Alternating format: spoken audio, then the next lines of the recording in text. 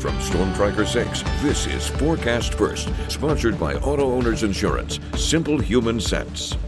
Satellite and radar shows widespread rain showers continuing across mid-Michigan this afternoon, and there's a lot more precipitation where this is coming from. Now, because of the dense cloud cover and rain showers that we have in place, temperatures haven't moved all that much since this morning. We're at 55 degrees in Lansing, 56 our current temperature in St. John's, and the low 50s in places like Hillsdale and over in Hastings. We hold on to the chance for these rain showers and maybe a few rumbles of thunder as we go throughout the rest of the afternoon. We have drier conditions returning to the forecast by tomorrow, and it comes along with a lot of sunshine. We'll have some more details in just a bit. 6 News at Noon starts right now. WMMS is here for you, celebrating 75 years of bringing you the news with 6 News at Noon. 6 News is your local election headquarters, and voters throughout mid-Michigan are heading to the polls today to cast their ballot on local issues.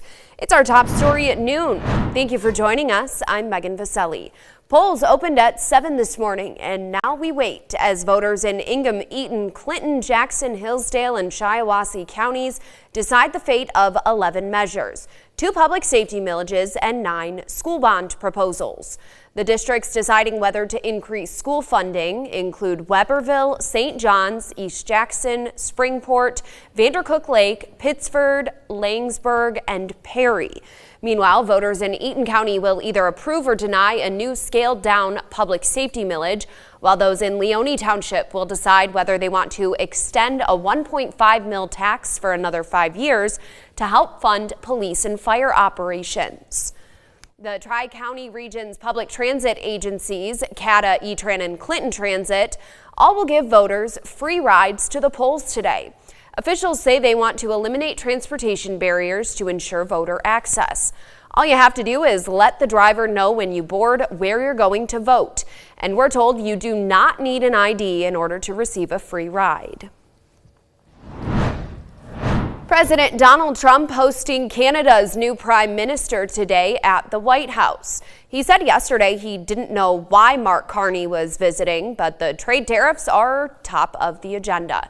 Natalie Brand is here for you with the latest from Washington.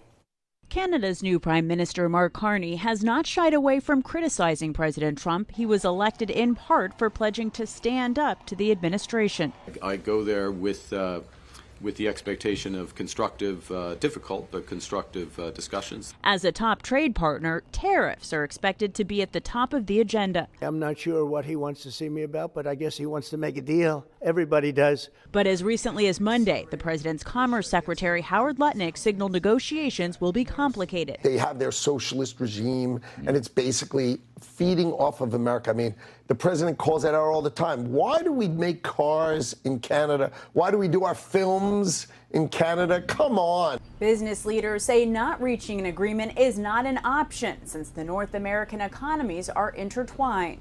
If the issue is of a trade deficit, which we can dispute whether there is or isn't one, but let's address what actually needs to be addressed and not morph all kinds of other issues to make this more complicated. Goldie Hyder of the Business Council of Canada says he hopes today's meeting serves as a reset. Business loves certainty and predictability, and unfortunately what's been created is uncertainty and unpredictability. Under former Prime Minister Justin Trudeau, Canada announced retaliatory tariffs on tens of billions of dollars of U.S. goods. Natalie Brand, CBS News, the White House. Meanwhile, a new poll shows President Trump is losing some support here in Michigan. Dalen Huff is here for you to break down the numbers. Dalen? Megan, Epic MRA, a Lansing-based research firm, released the results of several newly conducted polls showing the president has slowly lost some support from Michiganders. The poll found that President Trump's approval rating has declined in Michigan, with 50% of those who answered giving an unfavorable rating. Meanwhile, 58% of Michiganders say they disapprove of the president's handling of the economy, and 52% do not support his tariff policies, compared to 40% who do. When it comes to reducing inflation and the cost of living, two of the main principles Mr. Trump ran on, 62% of Michiganders now disapprove of the job he's doing, compared to just 32% of those who say they approve. His job rating is down as well, with more than half of those surveyed giving the president a negative rating. Now, if you'd like to see those polls for yourself, we posted them in full on our website at WLNS.com. Megan. Jalen, thank you. The current economic outlook has many people trying to be more money savvy. And today, junior achievement offices from all over the state are here in Lansing to host a legislator event celebrating financial literacy and inspiring young people. Today's event includes discussions with state lawmakers, product exhibitions from current junior achievement students, and a panel discussion which will feature community leaders and alumni of the Junior Achievement Program. You know, in the classroom, students learn, reading, writing, and arithmetic. And what we do at Junior Achievement is we show the students what they're learning in school, how it applies to the world outside the classroom. Junior Achievement says its purpose is to inspire and prepare young people to succeed in a global economy. The Michigan State University Department of Police and Public Safety needs your help today identifying a person of interest. We're told it's part of the investigation into an assault that happened Sunday during commencements at the Breslin. Take a close look at your screen. If you saw this man or know who he is, call the detective at the number on your screen. You can also submit an anonymous tip to Crime Stoppers of Mid-Michigan by calling 517-483-STOP. In Lansing, police are investigating a hit and run that they believe was intentional. It happened around 3 o'clock this morning on Jolly Road between Dunkel and Aurelius Roads. Investigators believe someone hit the victim on purpose, then drove off. They say a man was taken to the hospital and is expected to survive, but haven't said whether they have a suspect or have made any arrests. Stay with 6 News for updates. From Storm Tracker 6, this is Weather First, sponsored by Auto Owners Insurance. Simple human sense. It has been a very rainy and gloomy day across mid-Michigan. Our rainfall totals thus far for our Tuesday already really impressive. They're closing in on 1.4 inches of precipitation thus far in the city of Jackson, 0.85 of an inch here in Lansing. Notice as you head further west, those rainfall totals really start to taper off. Only a trace amount of rain actually being picked up over in Grand Rapids and towards Kalamazoo as well. There's still a lot more precipitation that we have to talk about for today. Live Storm Tracker 6 Doppler radar shows widespread light to moderate rain showers continuing across mid-Michigan, and we're going to hold on to this chance for rain basically as we move throughout the rest of the day.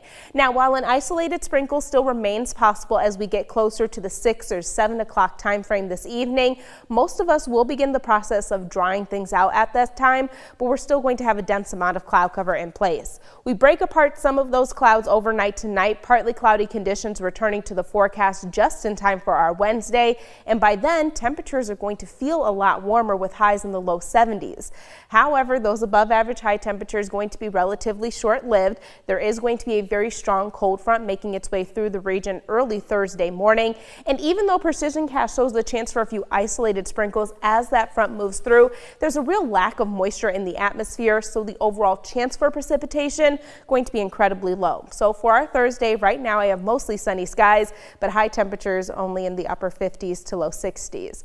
In terms of additional rainfall totals as we move throughout the rest of the day, we could pick up anywhere between 1/4 of an inch to 1/2 an inch of rainfall. If we do start to develop a little bit more instability, allowing for some heavier downpours, that's when we could inch just a little bit closer to that 3/4 of an inch mark. A live look at the current conditions over towards the capital. Temperatures currently at 55 degrees. Winds are relatively calm, currently out of the north-northwest, right around 7 miles per hour.